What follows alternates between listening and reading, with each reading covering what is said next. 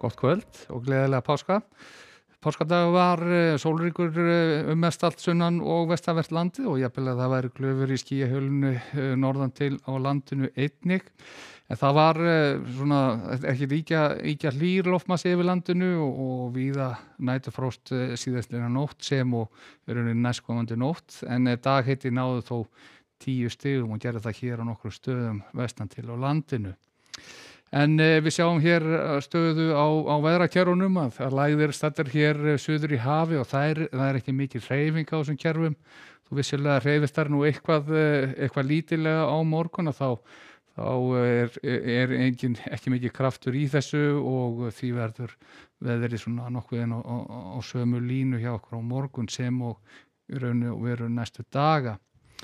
Og það þýðir að við leggjum áfram í tiltölulega köldu lofti. Eins og við sjáum hér töluvert langt í hlýrri loftmassa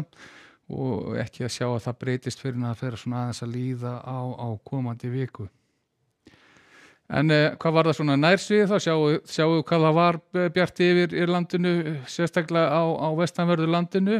og það var ekki mikil úrkoma í þessu, það mældist vart úrkoma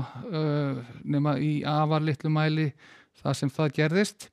En ef við keyrum hreyfimyndun á stað þá sjáum við að það breytist sára lítið í þessu, það getur verið svona strekkisvindur með suðurströndinni en að öðru liti þá erum við að tala þetta 3 til 8 metrar á sekúndu svona víðast hvar og áfram verður bjart á öðrum degi páska á morgun og klukkan 2 til staðan að vera þessa leið sólríkt hér víða land, sjáum úrkomuflekki eins og til að mynda á ströndum en það nú meira og minna kannski bara svona þétting í fjallendinu og síðan í framhaldinu það sem eftir lifir morgundagsins þá breytist í rauninni sára lítið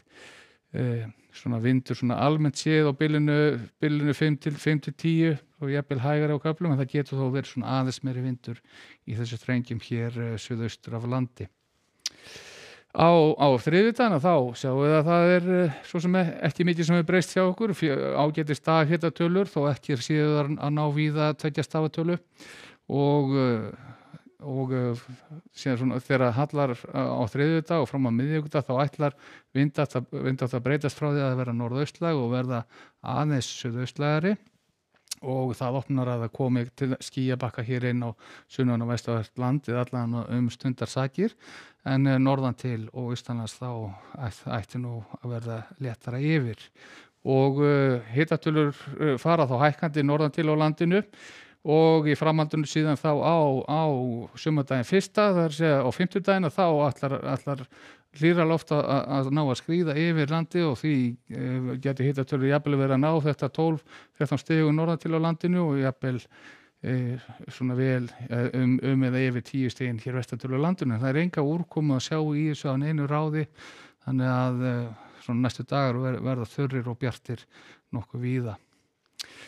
En út í heimi þá sjáum við að það svona nokkuð skúrakennd staða, Bretlandseyjar, víða í Evrópu erum við að sjá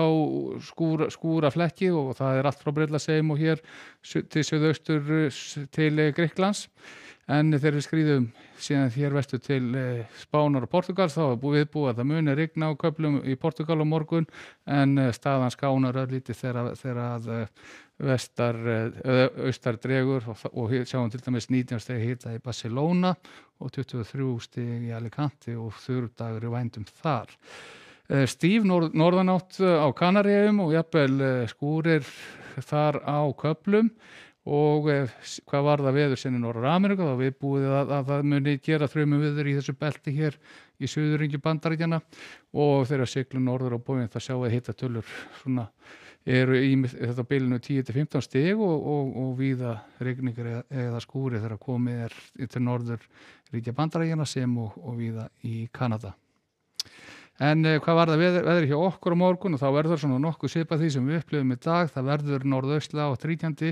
sólríkt á vestur helmingi landsins og hitatölur svona frá því að vera í nokkur stiga næturfrosti yfir í svona 10 stig að deginu það sem best lætur. Sem þetta gott að vera í dag, verið sæl.